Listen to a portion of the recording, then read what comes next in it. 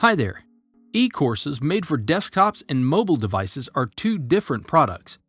Even if the desktop content adapts to the screen size, it still may not look good on your smartphone. In today's tutorial, we're going to take a look at how to create a mobile-friendly online course. The first thing to think about is the length of your modules. 1 to 2 minutes is best for mobile devices. And if you don't want to or aren't able to break your course into smaller chunks, then it's a good idea to set up your course to save learners' progress. This way, your learners can leave the course when they need to and pick back up wherever they left off. Let me show you how to add the Resume option to your course in PowerPoint. I'll use the iSpring Suite Content Authoring Toolkit that I already downloaded and installed on my computer. To set this up, head on over to the iSpring Suite tab, then select the Player button. Next, click Playback and Navigation. Then you can choose Prompt to Resume on Playback.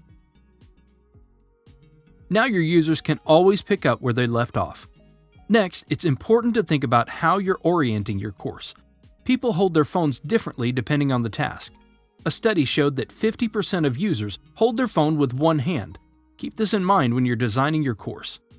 When people read mobile devices, their attention is focused on the center of the screen. It's a good idea to place the most important content and buttons in the center of the screen so that users can easily access them.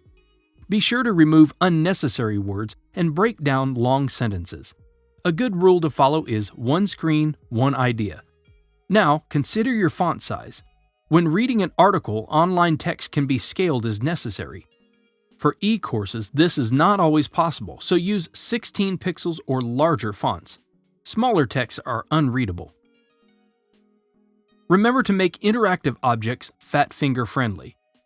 Fat finger syndrome is when interactive objects are too small and users can easily click the wrong element. So make sure you leave enough space around buttons, and also make sure they're big enough so that users can easily tap them. When creating mobile-first content, it's better to avoid hyperlinks because users might unintentionally tap on a link when swiping between pages. It's much better to use buttons, tabs, and other large elements. Before we finish up, let's take a quick look at how all this works in iSpring. iSpring allows you to easily create mobile-optimized courses. With courses published to HTML5, students can alternate between the full course version on the desktop and mobile version. The Smart Player identifies the device type and automatically adapts to the screen size. And that's it for now. If you keep these tips in mind, you should have no problem creating a mobile-friendly course that your users will find easy to navigate. Try it out.